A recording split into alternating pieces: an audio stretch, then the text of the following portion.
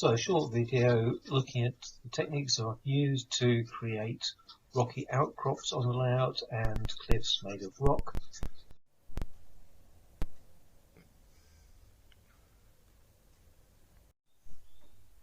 One of the things I've been very pleased with is creating rock formations that look quite realistic, and I found that I can do this using Sculptamould, which is a mixture of plaster and paper fibres, and by placing it carefully and dabbing it in place you can get quite realistic rock formations.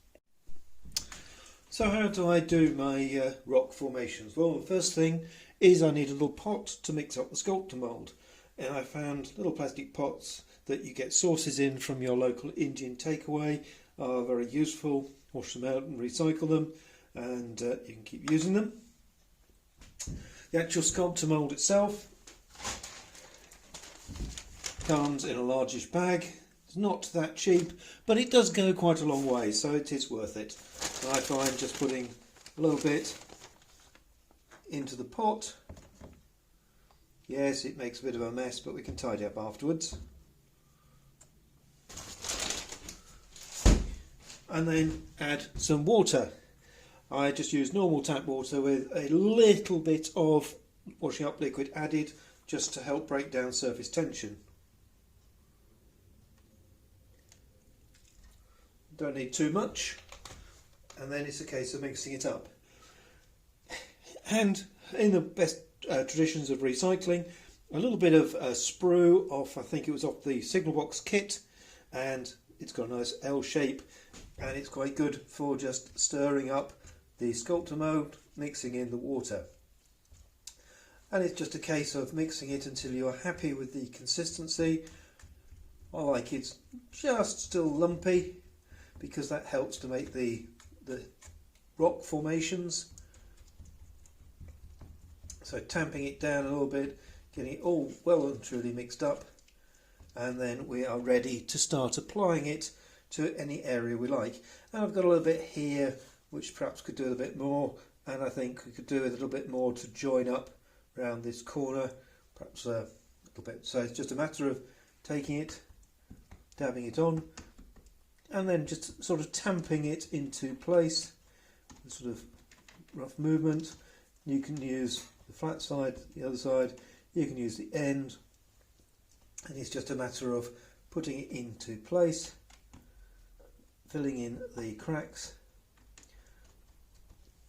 Go around the back of the fence here, put a bit more on there.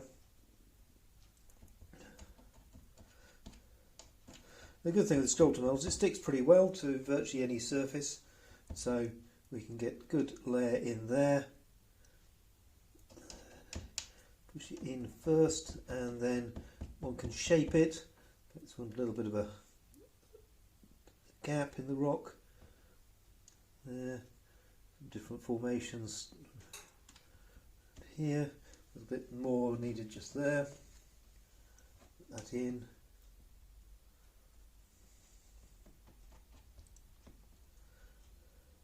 Don't need to be too neat, because it will, when it gets painted up, it'll blur in.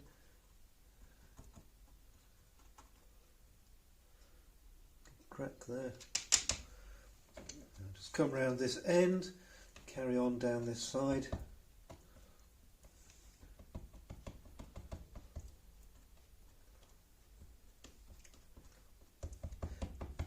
Each of the different areas applied gives a slightly different texture. Helps to make it look a bit more interesting. And got plenty down here. Make it a little bit higher perhaps.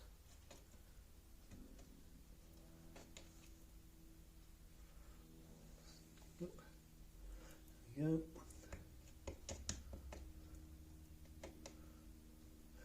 I know a lot of people like to get the Sculptamould nice and smooth, but I've actually found it's actually quite good, as I say, for making rock formations and the like, because you can just do it to heart's content. Other people, I'm sure, use plaster cast moulds to make cliffs and rocks and things, and I think Woodland Scenics and people produce those sort of things. But couldn't really justify the cost of those for the number of rocks and things that I needed to make, so I thought I'd try my own way, and it just seems to work. So there's a little tip. May not work for you, but may not give you the finish quite you want, but it seems to work for me. And you can just... So back to the rocks. It isn't the Sculptamould. It's gone hard overnight, 24 hours. It's well dried. So first thing is I'm going to make it a rocky outcrop, so I want to give it a dark grey background. And I've tried using things like the Woodland Scenics paints. Raw umber, I find, gives this rather wishy-washy in places. What I did do though was to get some artist matte grey, elephant grey, apple barrel is the make. I found it on eBay, and I found that this one actually works pretty well and gives a good coverage. So let's give it a little bit of a shake to get us going. Open up, and using a small brush, I tend to just put a blob on and then move it around with the brush. A little bit cold this evening, it's taking a little while to come out.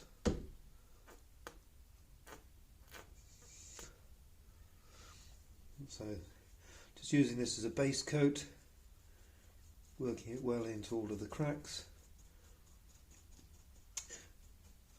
Once I've got this layer on, it's dried, then I'll use some other colours of grey, perhaps some little bits of green, some khaki wash, that gives quite a good effect.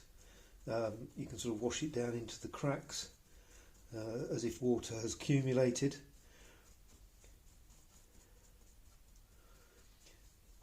So very quickly begin to get rid of the white, and we begin to get a sort of rocky look, and the fact that it is a bit rough, bubbly, is quite a good rock finish.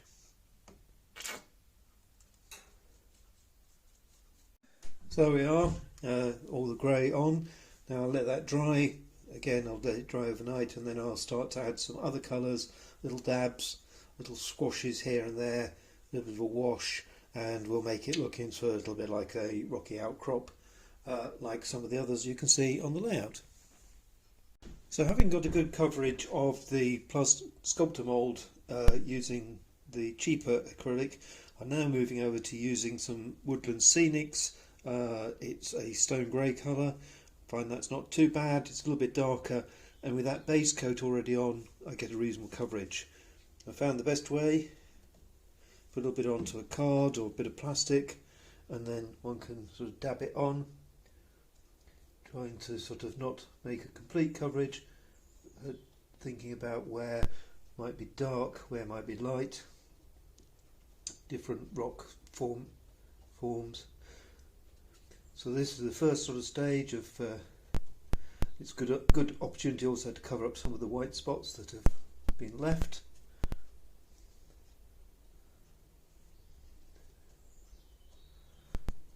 Do little sort of rock bits of the rock colour.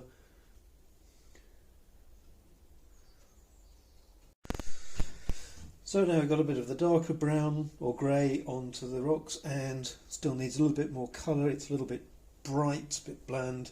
I've discovered I've got some dark grey from Aqueous Hobby Colour. Again, an eBay purchase, found a reasonable price, seems to cover quite well. So let's just take the top off that. Let's see what that colour looks like. It's a little bit darker. Again, now we're just going to dab in some of this darker to take out some of the lighter colour. The worst of the lighter colour I'll take out using either some oiled earth wash or a bit of olive green wash, just to take down the colour. As I said before, the building up these rocks, I just found it's just a case of little bits of dabbing here and there, not too much time, pretty random, until you're happy with what the finish that you've got. So with the greys having dried, let's just put a little bit of olive green on, just to make some areas where perhaps water has been standing. Just using some Vallejo olive green wash.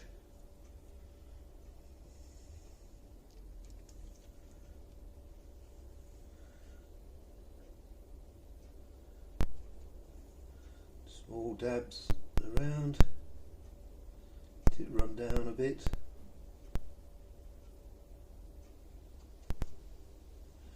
Very much a case of apply a little bit, see what it looks like, and I'll let this go off and then have